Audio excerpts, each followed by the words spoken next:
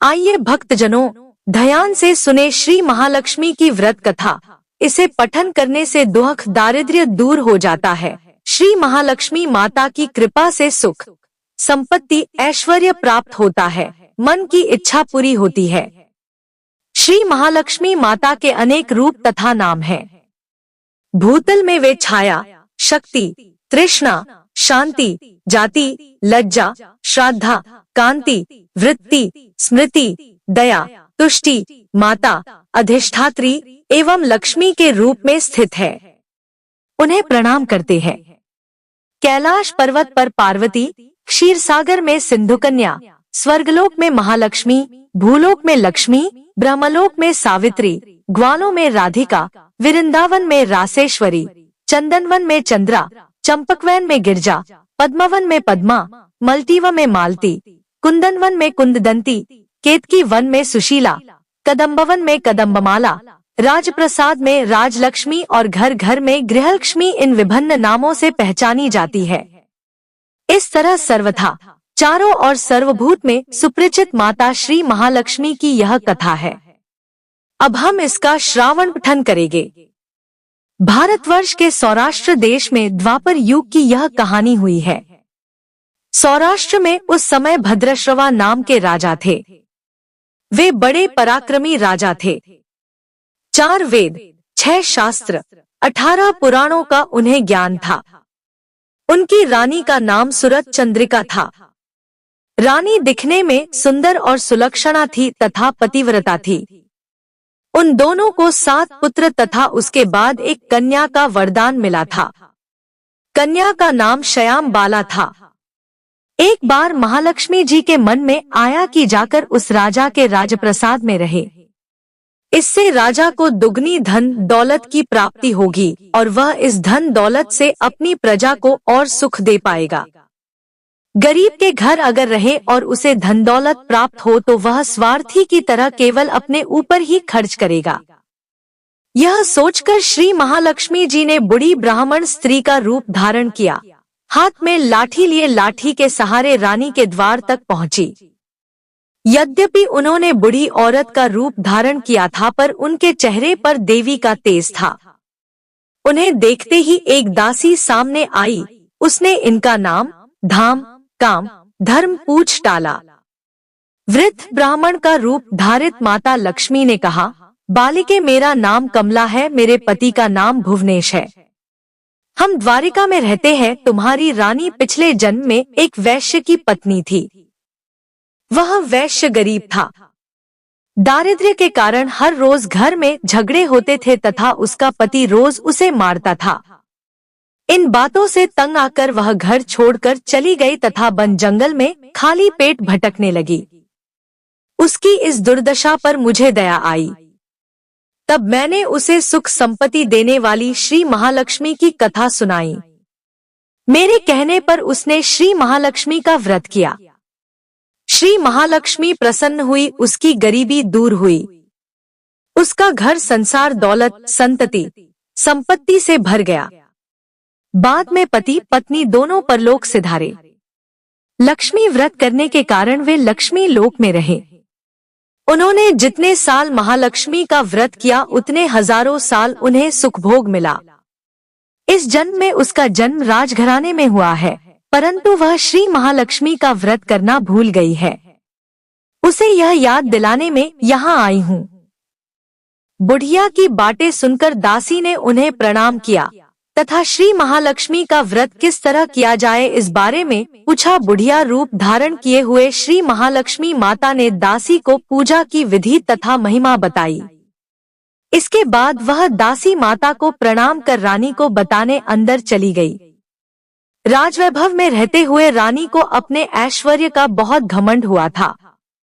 संपत्ति तथा अधिकार की वजह से वह उन्मत्त हो गई थी।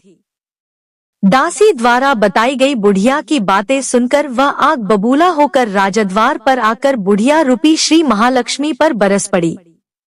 उसे यह मालूम नहीं था कि श्री महालक्ष्मी माता बुढ़िया का रूप धारण किए द्वार तक आई है। परंतु रानी का इस कदर रूख बर्ताव तथा अपना अनादर देखकर माता ने वहां ठहरना ठीक न समझा। वे वहां से चल पड़ी।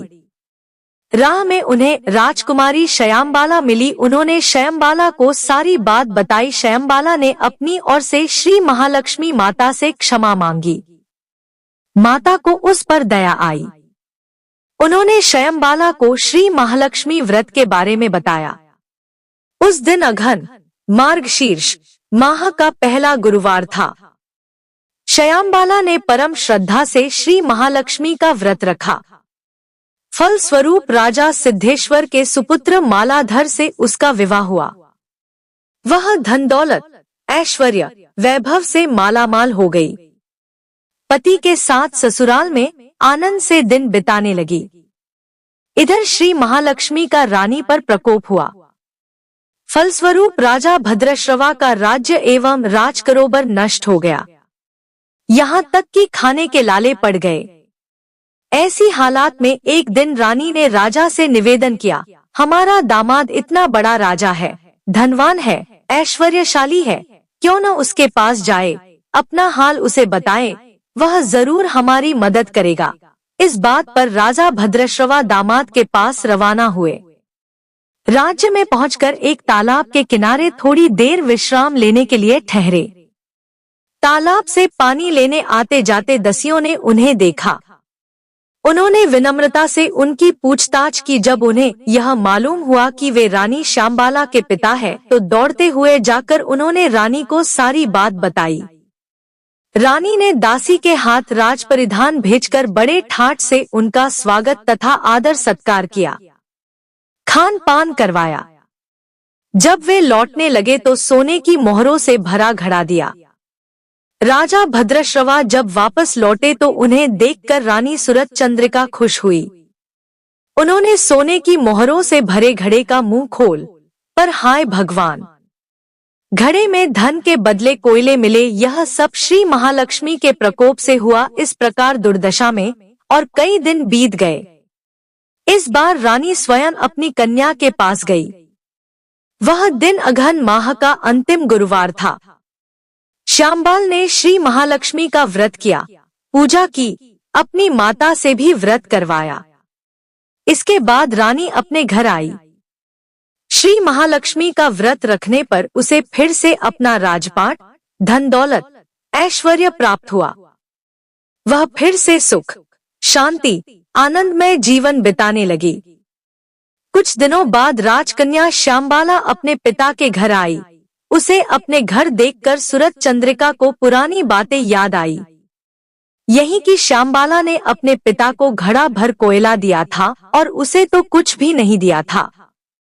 इसी कारण श्यामबाला को पिता के घर आने पर उसका कोई आदर आतिथ्य नहीं हुआ, बल्कि अनादर हुआ। पर उसने इस बात का बुरा नहीं माना। अपने घर लौटते समय उसने पिता के घर से थोड़ा नमक ले लिया। आपने घर लौटने पर उसके पति ने पूछ, अपने मायके से क्या लाई हो? इस पर उसने जवाब दिया, वहाँ का सार लाई हूँ। पति ने पूछा, इसका मतलब क्या हुआ? श्यामबाला ने कहा, थोड़ा धीरज रखे, सब मालूम हो जाएगा। उस दिन श्यामबाला ने सारा भोजन नमक डाले बिना बनाया और परोसा। पति ने खाना चखा। सारा खाना नमक बिना था, इसलिए स्वाद न आया। फिर श्यामबाला ने थाली में नमक डाला, इससे सारा भोजन स्वादिष्ट लगने लगा। तब श्यामबाला ने पति से कहा, यही है वह मायके से लाया हुआ सार।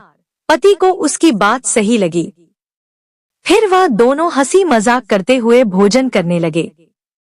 कहा गया है कि इस तरह जो कोई श्रद्धा भाव से श्री महालक्ष्मी की पूजा करे उसे माता की कृपा प्राप्त होती है। सुख, संपत्ति, शांति प्राप्त होती है, सभी मनोकामनाएं पूरी होती है। परंतु यह सब प्राप्त होने पर माता की पूजा को भूलना नहीं चाहिए। हर गुरुवार को व्रत पाठ अवश्य करना चाहिए। इस तरह श्री महालक्ष्मी की महिमा भक्तों की मनोकामना पूरी करती है। इस प्रकार श्री महालक्ष्मी की कथा संपूर्ण होती है।